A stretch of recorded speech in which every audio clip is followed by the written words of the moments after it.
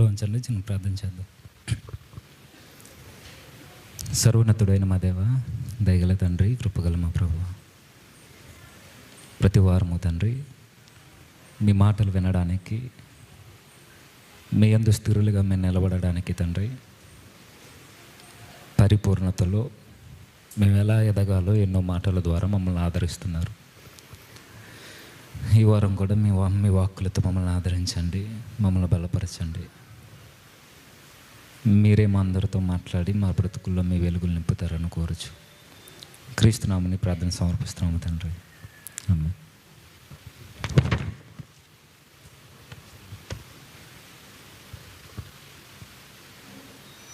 మత్తయి సువార్త 14వ అధ్యాయం.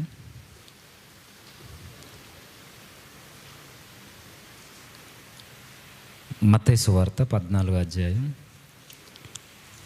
అందరూ బైబిల్ తెరిచి చూద్దాం. మత్తయి సువార్త 14వ అధ్యాయం 22వ వచనం నుంచి ఒకసారి చూద్దాం. వెంటనే ఆ జనసమూహములను తాను పంపివేయనంతలో తన శిష్యులు దోణి ఎక్కి తనకంటే ముందుగా అద్దరికి వెళ్ళవలెనని ఆయన వారిని బలవంతము చేసెను.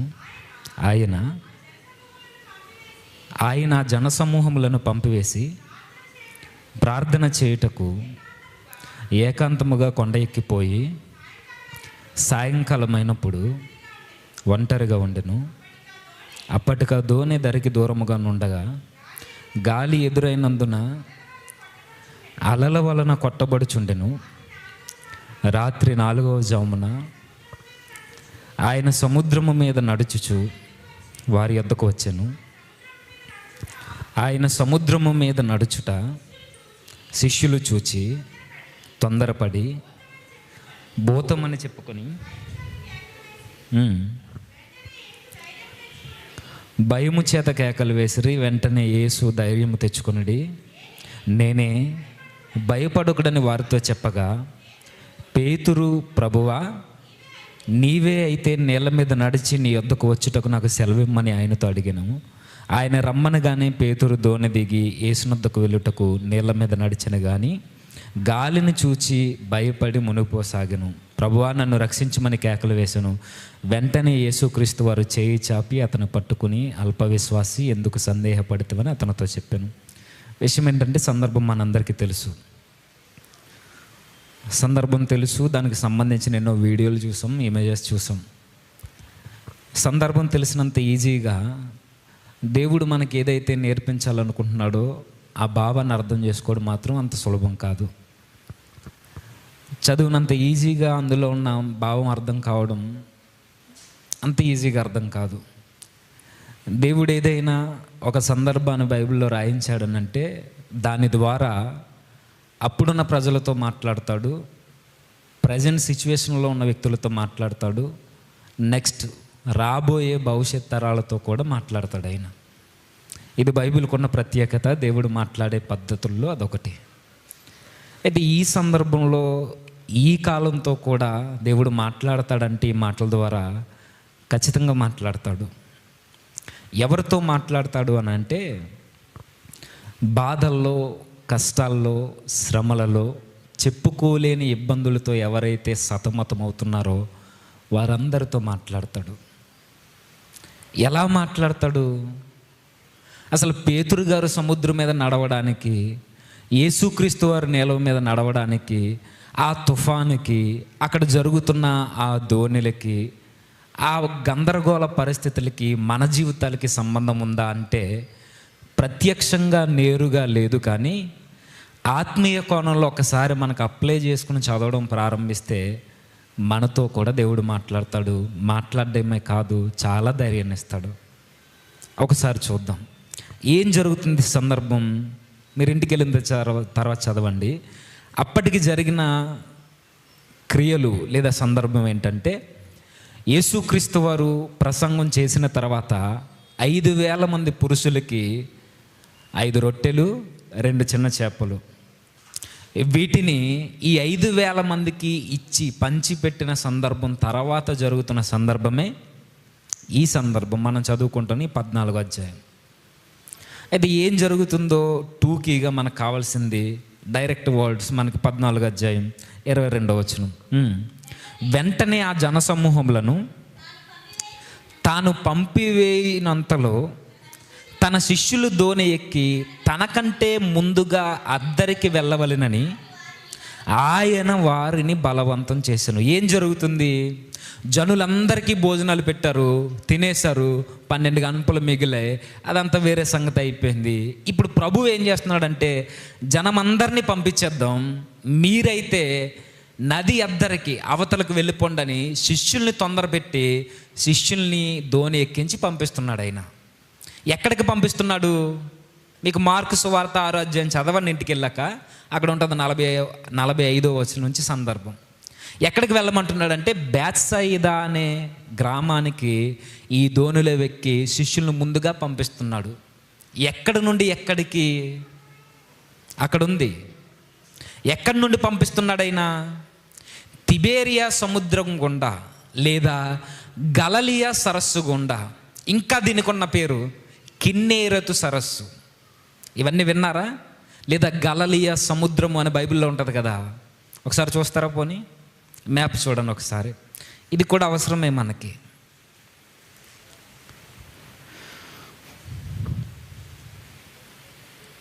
మూడో మ్యాప్, కొత్త నిబంధన పాలస్తీనా. తీసారా? రెండైనా పర్వాలేదు, ఎక్కడైనా చూడండి.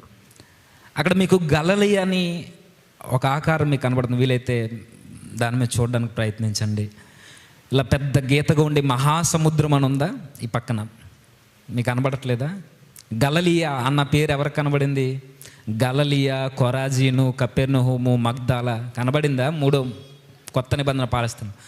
అక్కడున్న దానిలో గలలియా సముద్రం అని ఒక చిన్నగా ఒక నది ఆకారంలో మీకు కనబడుతుంది. కనబడిందా?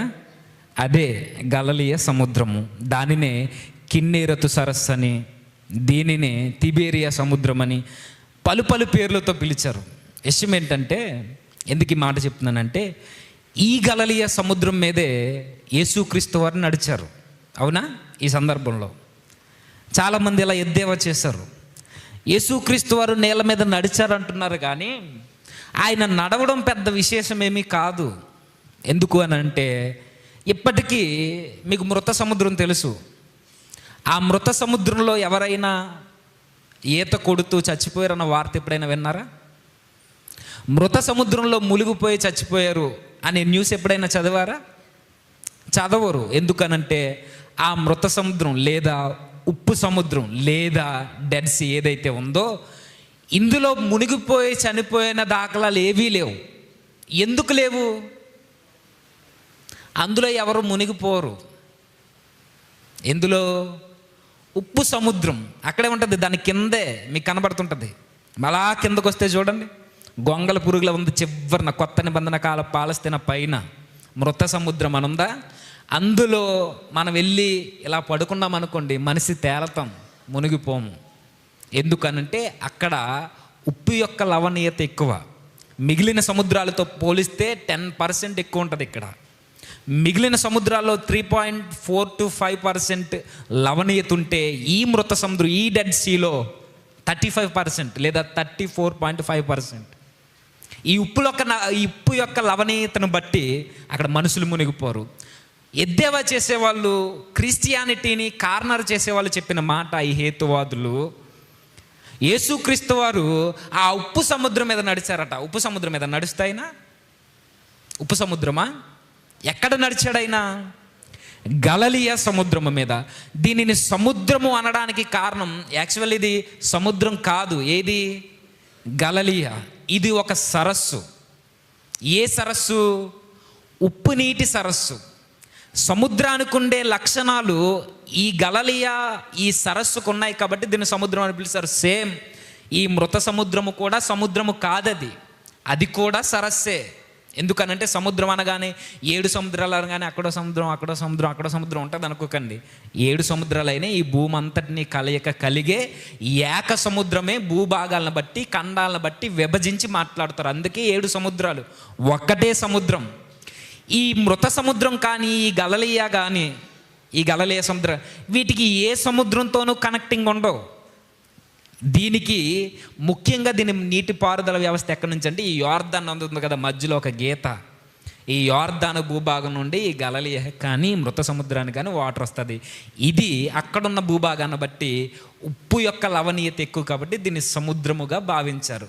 విషయం ఏంటంటే సరస్సుల్లోనూ నదుల్లోనూ ఎక్కడ కెరటాలు రావు, తరంగాలు ఉండవు, తుఫాన్లు ఉండవు. ఈ గలిలయ ఈ సరస్సుకున్న ప్రత్యేకత, ఇందులో రోజుకొక్కసారైనా తుఫాన్లు వస్తాయి, తరంగాలు వస్తాయి. మనకి బీచ్కి వెళ్తే ఒడ్డుకు వస్తే ఏంటవి? అలలు. ఈ గలిలయ సముద్రముగా పిలువబడడానికి ప్రధానమైన కారణం ఇందులో సముద్రానికి ఉన్నట్టుగా తుఫాన్లు వస్తాయి. ఈ గలిలయ సరస్సులో, ఈ గెన్నేరతు సరస్సులో ఇక్కడ అలలు రేగుతాయి, సైక్లోన్స్ వస్తాయి. ఇంకా ఏదైతే సముద్రపు లక్షణాలు ఉన్నాయో అన్నీ ఉంటాయి కాబట్టి దీన్ని సముద్రం అన్నారు. ఇది సముద్రం కాదు, ఇది సరస్సు.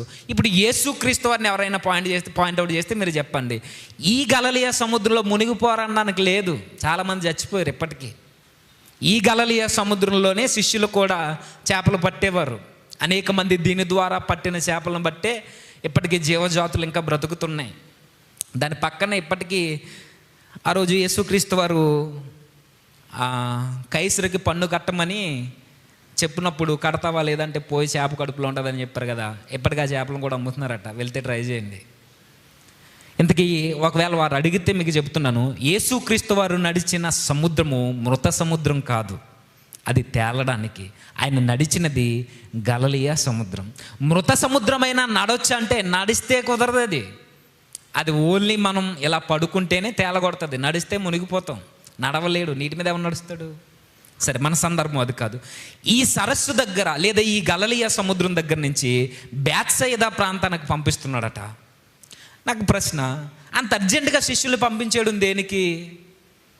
అక్కడ ఉంది, ఆయన బలవంతం చేశాడట, వెంటనే వారిని అవతల ఒడ్డుకు వెళ్ళిపోండి అని పంపించాడట. ఎందుకంత బలవంతం చేయాల్సిన పని, ఎందుకంత అర్జెంటుగా పంపించాడు ఆయన? ఏదో నేర్పించాలనుకుంటున్నాడు, మనతో కూడా ఏదో చెప్పాలనుకుంటున్నాడు ఆయన.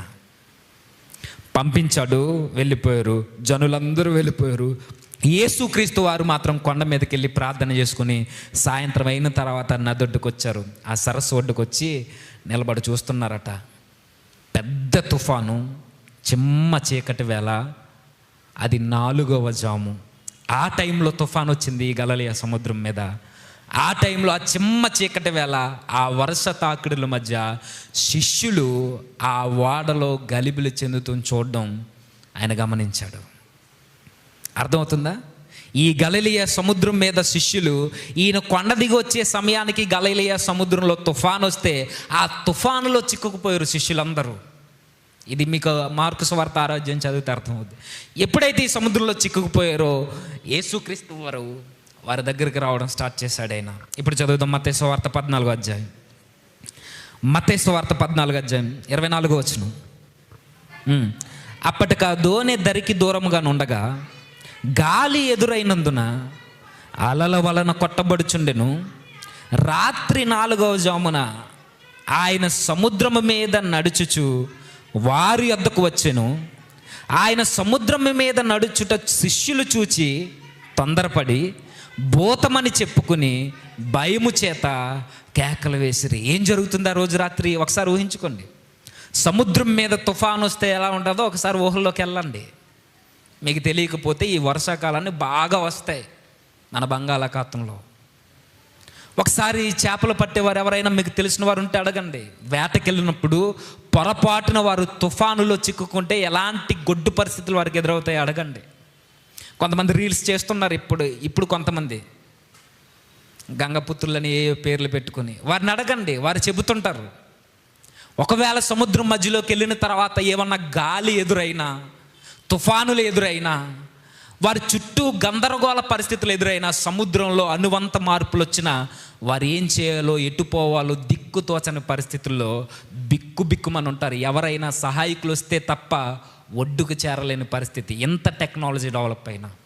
అలాంటిది 2000 సంవత్సరాల క్రితం ఏ టెక్నాలజీ లేనప్పుడు శిష్యులు 4వ జాము అంటే తెల్లవారు 3 గంటల నుండి 6 గంటల వరకు యూదుల లెక్కల ప్రకారం తెల్లవారుజామున సుమారుగా 3 నుండి 6 వరకు ఈ చీకటి వేళ పెద్ద తుఫాను ఎదురైంది. ఈ తుఫానులో శిష్యులందరూ చిక్కుకున్నారు, భయభ్రాంతులయ్యారు. ఈ చిమ్మ చీకటిలో యేసుక్రీస్తు వారిని చూసి అలా సముద్రం మీద నడుచుకుంటూ వచ్చేసారట. ఈ టైంలో శిష్యుల యొక్క గుండె ఎలాంటి వేగంతో కొట్టుకుంటుంది? ఎలా ఉండుంటుంది? అర్ధరాత్రి మనం వెళ్తున్నప్పుడు శ్మశానంలో ఎవరైనా ఒంటరిగా కూర్చుంటే ఎలా ఉంటుంది? ఎలా ఉంటుంది? ఇంకెలా ఉంటుంది? ఇంకా అది ఎక్స్ప్లెయిన్ చేయలేమే. ఇక మనం ఒక్కరం వెళ్ళిపోతున్నప్పుడు మన వెనకాల ఎవ్వరూ లేనప్పుడు ఏదైనా పిల్లి సౌండ్ వింటే ఎలా ఉంటుంది? పిల్లి ఏడుపు. మగాళ్ళమే, మేసాలు తిప్పే వాళ్ళమే. కానీ అర్ధరాత్రి వేళ ఏదైనా భయంకరమైన శబ్దాలు వింటే, పావురం యొక్క శబ్దం వింటే, చిన్నపిల్లల ఏడుపులు వినబడితే, ప్రజల మధ్య బ్రతుకుతున్న మనకే ఎంత భయం ఉంటే, శిష్యులు సముద్రం మధ్యలో ఒక వ్యక్తి అలా నీటి మీద నడుచుకుని వెళ్ళిపోతుంటే వారి గుండెలు ఎలాంటి వేగంతో కొట్టుకుని ఉంటాయి? భయభ్రాంతులైపోయారు. చిన్న శబ్దం అలికిడి వస్తుంది ఆ తుఫాను మధ్య, ఆయన నడుస్తూ వెళ్ళిపోవడం వారు కనబడుతుంది. భయపడ్డారట. సామాన్యంగా ఏమనుకుంటారండి? చాలా ధైర్యవంతులు అలాంటి వారే భయపడ్డారని అంటే అది సామాన్యమైన కార్యం కాదని తెలుసు. అందుకే వారు అన్నారు, దయ్యం ఏదో వస్తుంది. ఒకరినొకరు గట్టిగా బిగించి పట్టుకొని ఇటు వాడని క్షమించండి, ఇప్పుడు ఆ పడవని, ఆ నావని సరి చేసుకోవాలా, ఆ గాలిలో అలా కదులుతూ వెళ్ళిపోతున్న ఆకారాన్ని చూడాలా, ఆ తుఫానులో చిక్కుకున్న వారి ప్రాణాలను అరచేతుల్లో పెట్టుకుని ఇప్పుడు ఎటూ తోచని పరిస్థితుల్లో ఒడ్డుకి చేరలేక, ఇటు గాలికి ఎదురేదలేక, ఇటు తుఫాను మధ్య చిక్కుకుపోయిన వీరి మధ్యలోనికి యేసుక్రీస్తు వారు అలా నడిచిపోతుంటే వీరి ఆలోచనలు ఎలా ఉంటాయి? ఇంకా అది మనం ఊహించలేము, వివరించలేము. అర్ధరాత్రి ఒక్కసారి మీరు సముద్రం ముందు నిలబడి దాని ఘోష వినడానికి ప్రయత్నించండి. ఒకరోజు మేము వెళ్ళాం, అటు మీటింగ్కి వెళ్ళిన తర్వాత రాజుల సైడ్ చింతలమూరి అంతర్వేది ఉంటుంది కదా, అటు వెళ్ళిన తర్వాత అంతర్వేది బీచ్కి వెళ్ళాం. నైట్ 12 గంటలకి బ్యాచ్ అంతా అలా, అంటే అంతర్వేది మీటింగ్ అది అయిన తర్వాత అలా వెళ్ళాం. కార్ అద్దాలు ఇలా దించితే సౌండ్ వస్తుంది, ఇంకెవడో కాలు కింద ఎట్టట్లే గాలికి. అంత భయంకరం. కనీసం దాని దగ్గరికి వెళ్ళిపోయి అందరూ ఉన్నాం, ఒక్కడు కాలు కింద ఎట్టట్లా. దాని దుమ్ముకి, దాని గాలికి, దాని సౌండ్కి ఎంత భయంకరంగా ఉంటే ఈ ఉప్పాల లైన్లో వెళ్ళండి, రాళ్ళు కనబడతలేదట చాలా కాలం నుంచి. మనిషి సముద్రం ముందు నిలబడితే దాన్ని ఘోషను వినడం చాలా భయంకరంగా ఉంటుంది. అలాంటిది నడి సముద్రంలో ఉండిపోయినప్పుడు, అక్కడ ఒంటరిగా కూర్చున్నప్పుడు సముద్రం మీద ఎవడైనా నడుచుకుంటూ వస్తే ఏమైపోతాం? శిష్యుల పరిస్థితి కూడా అదే. యేసుక్రీస్తు వారు నడుచుకుంటూ వస్తారు, బెంబేలెత్తిపోయారు, బెదిరిపోయారు, భయపడిపోయారు. భూతం భూతం భూతం దయ్యమని భయపడిపోయి ఒకరినొకరు గట్టిగా పట్టుకుని పడవరం పట్టుకుని కదలని పరిస్థితుల్లో ఉన్నారు. ఈ టైంలో యేసుక్రీస్తు వారు చూసి, ఏం భయపడొద్దు, అది నేనే, అది నేనే అనగానే పేతురు గారు ధైర్యవంతుడు, సాహసవంతుడు, ఆయన అన్నాడు, ఇప్పుడు మనకు కావలసిన మాటలు. ఎప్పుడైతే ఈ గందరగోళ పరిస్థితుల మధ్య పేతురు గారు ధైర్యం చేసి, ప్రభువా అది నువ్వే అయితే, మాతో మాట్లాడేది ఇప్పటి వరకు మాతో కలిసి ఉన్న క్రీస్తువు నువ్వే అయితే, ఆ యేసువు నువ్వే అయితే, ఈ సముద్రం మీద నడిచొచ్చి మాకు కనబడుతున్న ఆ భూతంలా మేము ఊహించుకున్నది భూతం కాదు, అది మా రక్షకుడైన ప్రభువు నీవే అయితే, నేను ఒకటి అడుగుతున్నా, సముద్రం మీద నడవడానికి నాకు అధికారం ఇవ్వు అన్నాడా? చాలా జాగ్రత్తగా వినాలి. పేతురు యొక్క అభ్యర్థన మనకు తెలియాలి, యేసుక్రీస్తు వారి యొక్క ఆజ్ఞ మనకు తెలియాలి, అందుకు పేతురు గారి యొక్క చర్య మనకు అర్థం కావాలి. ఈ 3 అర్థమైతే క్రిస్టియన్ లైఫ్లో దేవుడు మనకి ఎలా తోడుంటాడో మనకు అర్థమవుతుంది.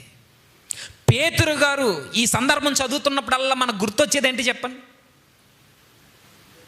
ఈ సందర్భం మనం ఎత్తగానే యేసుక్రీస్తు వారు నేల మీద నడుస్తున్నప్పుడు పేతురు విషయం జ్ఞాపకం వస్తే మనందరికీ గుర్తుండే విషయం, పేతురు గారు నేల మీద నడిచి అవిశ్వాసం చేత మునిగిపోయాడు. ఇదే గుర్తొస్తుంది, అవునా?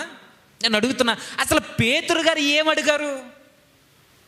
నీళ్ళ మీద నడవడానికి, సముద్రం మీద నడవడానికి నాకు అధికారం ఈ ప్రభువా అన్నారా?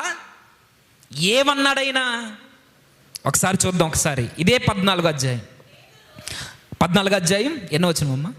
28వ వచనం. పేతురు, ప్రభువా నీవే అయితే నీళ్ళ మీద నడిచి నీ యొద్దకు వచ్చుటకు నాకు సెలవిమ్మని ఆయన యొక్క మెయిన్ లేదా ఆయన లక్ష్యం, ఆయన దృష్టి, ఆయన గురి ఏంటంటే నీళ్ళ మీద నడవడం కాదు. అర్థమవుతుందా? నీళ్ళ మీద నడవడానికి అధికారం ఇవ్వమని అడగలేదు. ఆయన దేనిని గురిగా పెట్టుకుని అడుగుతున్నాడంటే పేతురు గారికి ఉన్న ఒకే ఒక గురి, ఒకే ఒక లక్ష్యం, అది నువ్వే అయితే ప్రభువా ఈ నీళ్ళ మీద నడిచి నీ యొద్దకు వచ్చుటకు నాకు సెలవి. నీ యొద్దకు రావడం నాకు ప్రాముఖ్యం, నీళ్ళ మీద నడవడం కాదు సుమా. నీ యొద్దకు రావడం నా గురి, నీ యొద్దకు రావడం నా లక్ష్యం, నీ యొద్దకు రావడమే నా దృష్టి. నీ యొద్దకు రావడానికి అది నువ్వే అయితే, నాతో మాట్లాడుతున్నది నువ్వే అయితే నీ దగ్గరికి రావడానికి సెలవేయి. అందుకు యేసుక్రీస్తు వారు అన్నారు, ఓకే నీళ్ళ మీద నడవడానికి నీకు అధికారం ఇస్తున్నాను అన్నారా? లేదు. అక్కడ మెయిన్ పాయింట్ నీళ్ళ మీద నడవడం కాదు. అక్కడ మెయిన్గా మనకు కావాల్సింది యేసుక్రీస్తు వారు ఏదైతే చెప్పారో అదే. ఆయన ఏం చెప్పారు ఈయన అడిగిన ప్రశ్నకి, అభ్యర్థనకి? ఆయన నీళ్ళ మీద నడువు అనలేదు, ఆయన రమ్మనగానే ఎక్కడికి రమ్మన్నాడు? ఆయన నా యొద్దకు రా, నా యొద్దకు రా, నేను నిలబడిన చోటికి రా. ఇప్పుడు మరి నీళ్ళ మీద నడవడం అంత ఇంపార్టెంట్ కాదా అంటే ఇంపార్టెంటే, కానీ దానికన్నా ప్రాముఖ్యత యేసు వారి దగ్గరికి వెళ్ళడం. అర్థమవుతుందా? ఒక క్రైస్తవునికి ఉండాల్సిన గురి నీళ్ళ మీద నడవడం, అద్భుతాల మీద గృహాలని కట్టుకోవడం, అద్భుతాల మీద జీవితాలని కట్టడం కాదు. అద్భుతాలని మార్గంగా చేసుకుంటే అద్భుతాలను జరిగించే ప్రభు మన గురి కావాలి. ఆ ప్రభు దగ్గరికి వెళ్ళడానికి యాదృచ్ఛికంగా ఆ రోజు ఆ సముద్రంలో ఆ నీళ్ళ మీద నడవడం ఆయనకు ఒక మార్గం అయింది. మెయిన్గా పేతురు గారు అడిగింది మనకు కావాల్సింది ఏంటంటే, ప్రభు అది నువ్వే అయితే నీళ్ళ మీద నడవడం నాకు అధికారం కాదు, కానీ నీళ్ళ మీద నడిచి నీ యొద్దకు రావాలి. నెక్స్ట్ అందుకు ప్రభు వెంటనే స్పందించి అన్నాడు, నువ్వు నా యొద్దకు రా, నువ్వు నా దగ్గరికి రా అనగానే పేతురు గారు చేసింది ఏంటి? ఆయన నడుచుకుంటూ ప్రభు దగ్గరికి వెళ్ళాడు. ఆయన గురి, ఆయన దృష్టి, ఆయన లక్ష్యం ఒకటే, ఏంటి? యేసుక్రీస్తు వారి దగ్గరికి వెళ్ళడం. నిజంగా ఇది మనకు అవసరమా అంటే అవసరమే. ఒక క్రైస్తవుని యొక్క గురి లేదా ఒక క్రైస్తవుని యొక్క లక్ష్యం ఏదై ఉండాలి అని అంటే అది తుఫానులో నిలబడిన యేసుక్రీస్తు వారై ఉండాలి. అది సముద్రం మధ్య నిలబడిన యేసుక్రీస్తు వారై గురై ఉండాలి. నేను అడుగుంటున్నా, అసలు నీళ్ళ మీద నడవడం సాధ్యమా? సాధ్యమా? నీళ్ళలో నడవడం అది ఎవరికీ సాధ్యం కాదు, ఒక దేవునికి తప్ప. నీళ్ళ మీద నడవడం ఎలాంటిదంటే నడవడానికి అవకాశం లేనిది, అనిశ్చయమైనది, సురక్షితం కానిది, అది ఒక అగాధం లాంటిది. అలాంటి దాని మీద ప్రభువుని వెతుక్కుంటూ వెళ్ళాలంటే క్రైస్తవ జీవితం నీళ్ళ మీద నడవాల్సిన జీవితమే, దానికి నిశ్చయత లేదు. క్రైస్తవ జీవితం ఒక ముళ్ళ బాట లాంటిది, అది పానుపు బాట కాదు. క్రైస్తవ జీవితం తుఫానులను ఎదుర్కొంటూ ప్రభు దగ్గరికి వెళ్ళే మార్గం, అది ఇరుకు మార్గం అన్నది బైబిల్. పేతురు గారి దృష్టి కూడా నీళ్ళ మీద నడవడం కాదు, కానీ ఈ తుఫానును ఎదుర్కొని మా ప్రభు అయిన నిన్ను చేరుకోవడం. ఈ గురి ఎవరికి ఉంది ఈరోజు క్రిస్టియానిటీలో? ఉందా ఇలాంటిది? నిజమే, క్రైస్తవ జీవితం అంటే మనకు చాలా ఈజీ అనుకుంటున్నాం, అది నీళ్ళ మీద నడిచే దారి లాంటిది. విషయం ఏంటంటే మన గురి క్రీస్తు అనుకోండి, ఈ నీళ్ళ మీద నడిచే ఈ జీవితం, సురక్షితం కాని ఈ జీవితం ఏదైతే ఉందో ఆ నీళ్ళే మన గురి క్రీస్తు అయినప్పుడు నీళ్లు దృఢంగా మారిపోతాయి. అర్థమవుతుందేమో? క్రీస్తు మన గురి అయినప్పుడు నీళ్లు దృఢంగా మారిపోతాయి. నీళ్లు పెద్ద బండరాయిలా తయారవుతాయి క్రీస్తు మన గురి అయితే. దీనికి తోడు పరిశుద్ధాత్ముడైతే నీళ్ళే మనకి రహదారులు అవుతాయి, నీళ్ళే మనకు ప్రభు దగ్గరికి బాటేస్తే, ఈ నీళ్ళే మనకి పెద్ద బండలా నిలబడతాయి ప్రభు దగ్గరికి తీసుకెళ్ళడానికి. కానీ క్రైస్తవ జీవితంలో మన గురి క్రీస్తు కావడం లేదు. ఈరోజు అద్భుతాలు అవుతున్నాయి, ఈరోజు సూచక్రియలు అవుతున్నాయి, ఈరోజు ఒక ప్రాస్పరిటీ అవుతుంది. ఆ రోజు గురి క్రీస్తు అయింది, ఈరోజు మనకు కావాల్సింది కూడా యేసుక్రీస్తే గురిగా కావాలి. ఇక మనకు కావాల్సిన అసలు విషయం అసలు యేసుక్రీస్తు వారు తుఫాను మధ్యకి ఎందుకు వచ్చారు? ఎందుకు వచ్చారు? ముగించేస్తాను ఇక. యేసుక్రీస్తు వారు ఆ చిమ్మ చీకటిలో శిష్యులు బాధపడుతుంటే ఈయన ఎందుకు తుఫాను మధ్యకు వచ్చాడు? ఈయన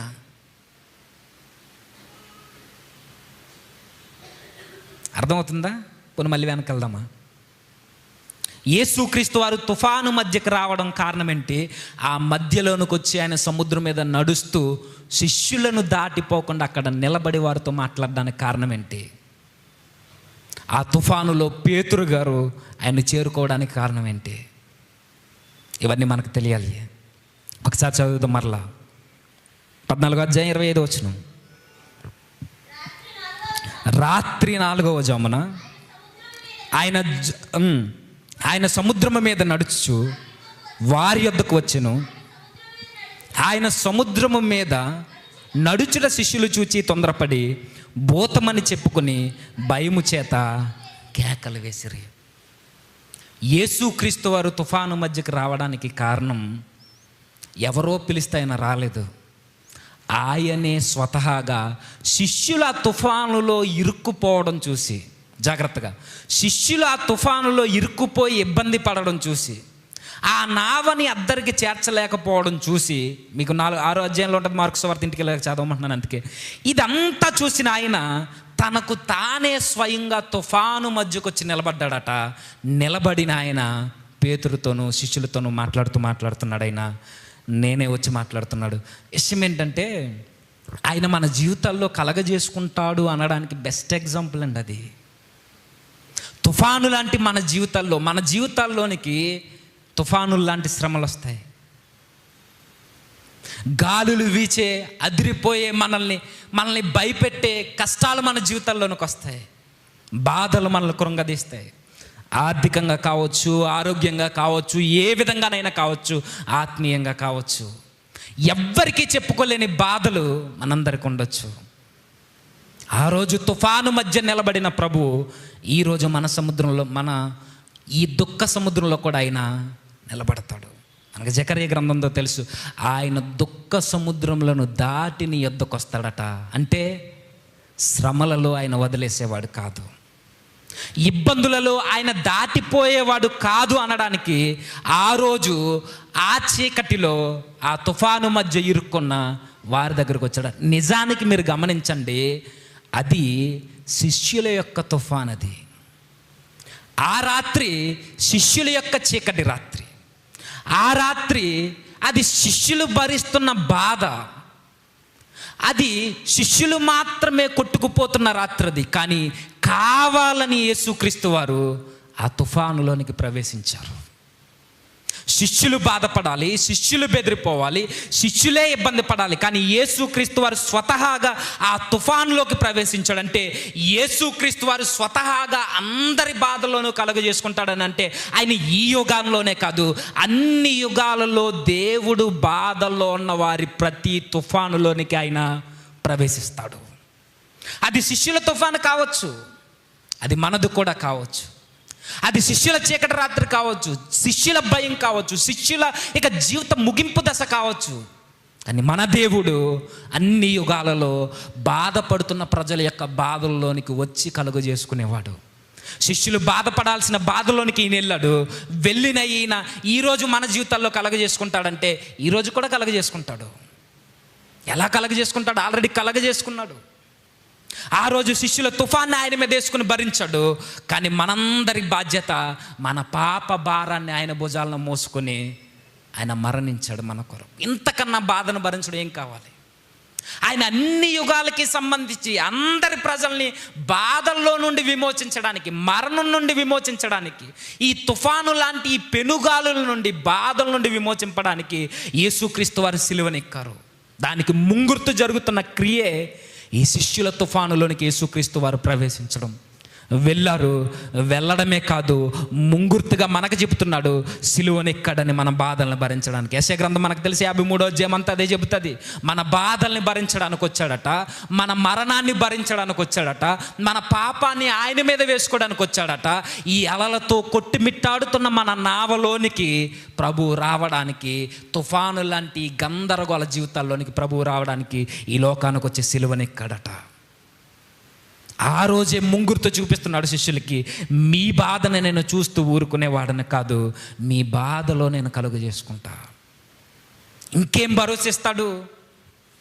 ఆ భయంతో నిండిన ఆ గుండెకి, అనిశ్చేతతో కలిగిన ఆ గుండెకి, నిబ్బరం లేని ఆ గుండెకి ఇంకేమన్నా ప్రభు చేయాల్సింది ఉందా అంటే ఉంది. సిలువనెక్కితే అయిపోలేదు. సిలువనెక్కి మనలకి భయపడుతున్న ఈ గుండెకి ధైర్యాన్ని ఇవ్వడానికి ఆయన మరలా తిరిగి లేచాడు. అందుకే శిష్యులతో అన్నాడు, ఆ తుఫాన్లోనికి రావడమే కాదు కానీ తుఫాన్లోనికి వచ్చిన ప్రభువు వారికి ధైర్యాన్ని ఇవ్వడానికి మాట్లాడుతున్నాడు. ఆయన ఏమని? ధైర్యము తెచ్చుకొనడి, నీది నేనే, భయపడుకుడని వారితో చెప్పగా, ప్రభువా నీవే అయితే నీళ్ళ మీద నడిచి నీ యొద్దకు వచ్చుటకు నాకు అసలు ఆయన ఇస్తున్న భరోసా, ఈరోజు మనకిస్తున్న భరోసా, మీ పాపాలను భరించింది, మీ బాధలను భరించింది, మీ వ్యసనాలను భరించింది నేనే. అయితే మీరు ఆ బాధలతో మీరు కృంగిపోవద్దు, ఆ పాపంతో మీరు నలిగిపోవద్దు. మీ భారం అంతటిని నా మీద వేసుకున్నాను. ఇప్పుడు మీకు ఇచ్చే ధైర్యం ఏంటంటే, ఆ రోజు శిష్యులకు చెప్తున్నాడు, ఈ తుఫాన్ అంతా నా మీద వేసుకున్నాను. మన బాధలను ఎలా వేసుకున్నాడంటే సిలువ ద్వారా వేసుకున్నాడు. తన సొంత తుఫానుగా మార్చుకున్నాడు. ఆ రోజు తుఫాన్లకు ప్రవేశించిన ఆయన అంటున్నాడు, ఏం భయపడొద్దు, మీకు కనబడుతున్నది నేనే, అది నేనే, దృఢంగా ఉండు, భయపడొద్దు, మీకు కనబడుతున్నది నేనే. సిలువ వేయబడిన ఈ క్రీస్తు ఈ ప్రపంచంలోని మన సిలువల హృదయం నుండి మనతో మాట్లాడుతున్న మాట, మీరేం భయపడొద్దు, మీ బాధలన్నిటినీ భరించడానికి మీ తుఫాను లాంటి ఈ జీవితంలోనికి నేను వచ్చాను.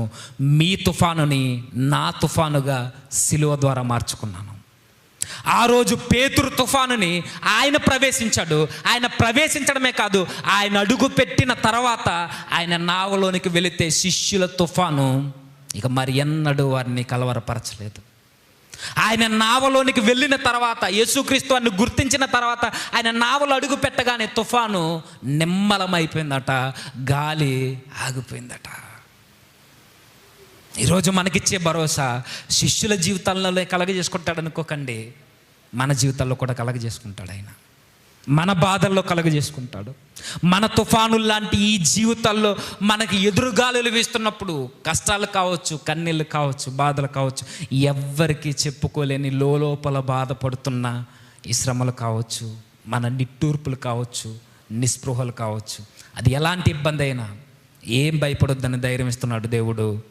మీరేం భయపడకండి, మీ బాధ నా బాధ, మీ కష్టం నా కష్టంగా తీసుకుంటా, మీ తుఫాను నా తుఫాను అవుద్ది. అలలకి కొట్టబడుతున్న మీ నావలాంటి ఈ జీవితాన్ని సరిచేయవాడని నేనే. భరోసా ఆయనే మన భద్రత అన్నది యోధ పత్రిక, ఆయనే మన భరోసా అన్నది హెబ్రీ పత్రిక, ఆయనే మన ధైర్యం అన్నది ప్రభువే అంటున్నాడు, నేనే, మీరేం భయపడకండి. మనల్ని పిలుస్తున్నాడు బెదిరిపోయిన గుండెల నుండి. సిలువలో వేలాడి మనల్ని బాధను భరించిన ఆ ప్రభువు ఈరోజు మనల్ని పిలుస్తున్నాడు మన బాధల్లోంచి, ఏం భయపడకండరా, నేను మీకు తోడున్నాను. ఎవ్వరికీ చెప్పుకోలేని మూలుగులతో మీరు ఏడుస్తున్నా ఏం భయపడొద్దు అంటాడు ప్రభు. హెబ్రీ పత్రిక 12వ అధ్యాయం, హెబ్రీ పత్రిక 12వ అధ్యాయం 2వ వచనం, మనము కూడా ప్రతి భారమును సులువుగా చిక్కులు పెట్టు పాపమును విడిచిపెట్టి విశ్వాసమునకు కర్తయు దానిని కొనసాగించువాడునైనా యేసు వైపు చూచుచు మన ఎదుట ఉంచబడిన పందెములో ఓపికతో పరిగెత్తుము. ఆ రోజు పేతురు కింద, ఆ కాళ్ళ కింద ఉన్న నీళ్లను చూసి భయపడలేదు, ఆ తుఫానును చూసి భయపడలేదు. గురిగా కలిగిన యేసుక్రీస్తు వారి దగ్గరికి ఆ సముద్ర మార్గం గుండా నడుచుకుంటూ వెళ్ళిపోయాడు. మధ్యలో విశ్వాసం చేత పడిపోయాడు, అది వేరే సంగతి, దానికోసం నేను మాట్లాడట్లా. ఆయన గురి క్రీస్తు అయినప్పుడు ఆయన దగ్గరికి వెళ్ళిపోయాడు. ఈరోజు మన గురి కావాల్సింది యేసుక్రీస్తు వారు.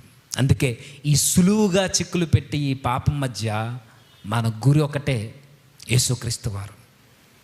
యేసుక్రీస్తు వారు మన గురి అయితే ఈ సులువుగా చిక్కులు పెట్టి ఈ పాపాన్ని మనం తప్పించుకొని ఈ క్రైస్తవ ముళ్ళ బాటలో, ఈ నీళ్ళ బాటలో నడవడానికి వీలు లేని ఈ ప్రపంచంలో దేవుడు మనకు గురైతే ఇవన్నీ మనకు రహదారులు అయిపోతాయి. దేవుడు మనకిచ్చిన పెద్ద భరోసా ఏంటో చెప్పనా? ఆ రోజు శిష్యులు తుఫానులో వారికి భద్రతగా ఉన్నది ఒకటే, ఏంటది? నావ, ఆ పడవ, చిన్న దోణి. కానీ శిష్యులు చూడండి, ఈ భద్రతను కోరుకోలేదు.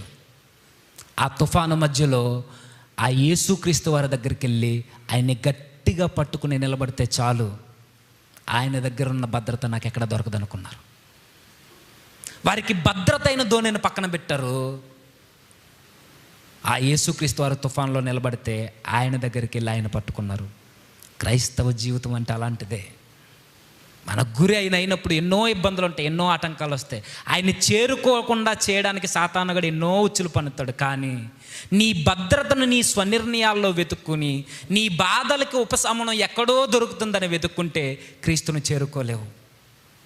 నీ సమస్యలను నువ్వు జయించడానికి ఎక్కడో పరిష్కారం కోసం తిరిగితే ప్రభు నువ్వు చేరుకోలేవు. ఆయన దగ్గరికి వెళ్ళిపోయి ఆయన దృఢంగా పట్టుకొని నిలబడు, నీ బాధలన్నీ నీకు మార్గాలు తెరుస్తాయి. ఎందుకనంటే ఆ రోజు శిష్యుల్ని భయపెట్టిన ఆ తుఫాను, ఆ నీళ్ళు ఆ ప్రభు అయిన యేసుక్రీస్తు పాదాల కింద ఉన్నాయని మనం మర్చిపోవద్దు. వారిని కుదిపేసిన ఆ అలలు, ఆ తరంగాలు, ఆ చీకటి రాత్రుల్లో, ఆ వర్షపు తాకిడికి ఆ తుఫాను యేసుక్రీస్తు వారి పాదాల చెంత కింద ఉండిపోయిందని మర్చిపోవద్దు. ఆయన అన్నిటికన్నా పైన ఉన్నవాడు, ఈ సృష్టిని ఏలుతున్నవాడు. తుఫానే ఆయన కాళ్ళ కింద ఉందని అంటే తుఫాను లాంటి మన జీవితాల్లో ఉన్న ఈ బాధలు ఆయనకి ఎంతండి. ఆయన మన గురి కలిగి ఆయన పట్టుకోవడానికి మనం ఇష్టపడితే మనకి ఎన్ని బాధలు ఉన్నా, ఎన్ని కష్టాలు ఉన్నా, ఆల్రెడీ మన పాపాన్నే భుజాన్ని వేసుకున్నవాడు మన బాధలు ఆయనకి పెద్ద లెక్క, తీరుస్తాడు. కానీ మన గురి ఆయనే ఉండాలి, ఆయనే గట్టిగా పట్టుకోవాలి. యేసుక్రీస్తు వారు కూడా ఆ సందర్భంలో ఎందుకు ప్రవేశించాడు చెప్పనా? ఒకే ఒక కారణం, శిష్యులతో ఆయన సహవాసాన్ని పెంపొందించడానికి, వారి మనసులను దృఢం చేయడానికి. ఒక్కొక్కసారి శ్రమలే సహవాసాన్ని పెంపొందించడానికి ఒక ప్లాట్ఫామ్ అవుతాయి. ఆ రోజు ఆ తుఫానే యేసుక్రీస్తు వారి దగ్గరికి చేర్చడానికి ఆ రోజు వేదిక అయ్యింది. ఈరోజు మన బాధలే, మన కష్టాలే, మన ఆర్థిక ఇబ్బందులే ప్రభువుని చేరుకోవడానికి పూలబాటను వేస్తాయేమో తెలీదు.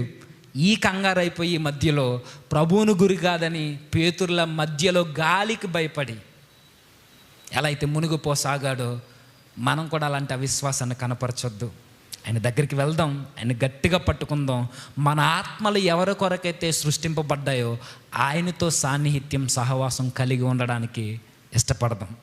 మన బాధల్ని భరించాడు, మన వ్యసనాల్ని భరించాడు, మన కష్టాల్లో కూడా పాలు పంపులు పొందుకుంటాడు ఆయన. ఏం భయపడొద్దు. ఒకవేళ శ్రమలున్నా, ఇబ్బందులున్నా దేవుడు మన జీవితాన్ని వదిలేసేవాడు కాదు. మన బాధలను ఆయన బాధలుగా తీసుకుంటాడు. మన దేవుడు మంచి దేవుడు. మన కష్టాలను ఆయన కష్టాలుగా భావిస్తాడు. మన పాపాలను ఆయన మీద వేసుకుని భరించిన వాడు మన కన్నీళ్లను ఆయన దాచుకుంటాడు, తుడుస్తాడు, మనకు ఆదరణగా నిలబడతాడు. ఆ రోజు పేతురు దోణిలోనికి ప్రభు ఎక్కగానే తుఫాను కనబడలేదు. మరలా అదే ప్రభు నీ జీవితంలోనికి వస్తే బాధలు పోతాయని చెప్పను, కానీ నీ బాధల్లో ఉపశమనం ప్రభు కలిగిస్తాడు. అప్పుల బాధలన్నీ తీరిపోతాయి, కోట్లు వస్తాయని చెప్పలేను, కానీ ఉన్నంతలో నెమ్మది కలిగిన జీవితాన్ని ప్రభు ఇస్తాడు. నిమ్మలమైపోయింది సముద్రం. అప్పటి వరకు కంగారు పెట్టినవన్నీ, ద్వారాలన్నీ మూసుకుపోయి చచ్చిపోతాం అనుకున్న భయంకరమైన పరిస్థితుల్లో నుండి ప్రభు వారి దోణిలోనికి అడుగు పెట్టగానే అన్నీ నిమ్మలమైపోయాయి. అదే ప్రభు మన జీవితాల్లోనికి వస్తే కుటుంబాలు బాగుంటాయి, జీవితాలు బాగుంటాయి, సర్వస్వం బాగుంటుంది. అయిపోయిన తర్వాత ఆయనతో సహవాసంలో ఉంటాం జీవితం ముగిసిన తర్వాత. ఎందుకన్నా ఏం కావాలండి మనకి? కాబట్టి మీరు కోరుకోండి, ఏం భయపడకండి. దేవుడు అన్నాడు ఇప్పటికప్పటికి మనకిచ్చిన వాగ్దానం, సదాకాలము నేను మీతో కూడా ఉంటాను, మిమ్మల్ని అన్నాడు విడువను, ఏడబాయను. మనకు తోడిచ్చాడు, మనకు భరోసా ఇచ్చాడు, మనతో ఉంటానన్నాడు, భద్రతను కనిపించాడు. ఆయన్ని గట్టిగా పట్టుకోండి. ఆయన గురిగా నువ్వు బ్రతుకుతున్నప్పుడు నీకున్న శ్రమ కనబడదు, బాధ కనబడదు. కొన్ని ఇబ్బందులు ఉన్నప్పటికీ వాటన్నిటిని నువ్వు దాటుకుంటూ పోతున్నప్పుడు ఇవే పూల పాన్పులు అయిపోతాయి. నీళ్లు దృఢంగా మారినప్పుడు పేతురు కాళ్ళ కింద మన శ్రమలు మనకు మార్గాలను తెరవా? తెరుస్తాయి. నమ్మకం ఉంచండి, జీవితాలు బాగుంటాయి. ప్రార్థన చేద్దాం. సర్వోన్నతుడైన మా దేవ, దయగల తండ్రి, కృపగల మా ప్రభువా, తండ్రి, మా బాధలను మీ బాధలుగా భరిస్తూ దేవా, మా పాపాలను తండ్రి మీ కుమారుని మీద వేసి మా కొరకు బలి అయిన తండ్రి ప్రభు ప్రేమను మేము గుర్తించిన వారమైతే ఆయనే మా గురి అని, ఆయనే మా లక్ష్యమని, ఆయన మాత్రమే మా శ్రమల్లో నుండి మనం లేవనెత్తువాడని నమ్మకి ఉంచి తండ్రి స్థిరత్వం కలిగి నిలబడ్డకు సహాయాన్ని అనుగ్రహించండి. మరిన్ని మాటలు మీ కుమారుల ద్వారా మాతో మాట్లాడి మమ్మల్ని బలపరుస్తారని కోరుచు క్రీస్తు నామని ప్రార్థన సమర్పిస్తున్నాము తండ్రి. ఆమేన్.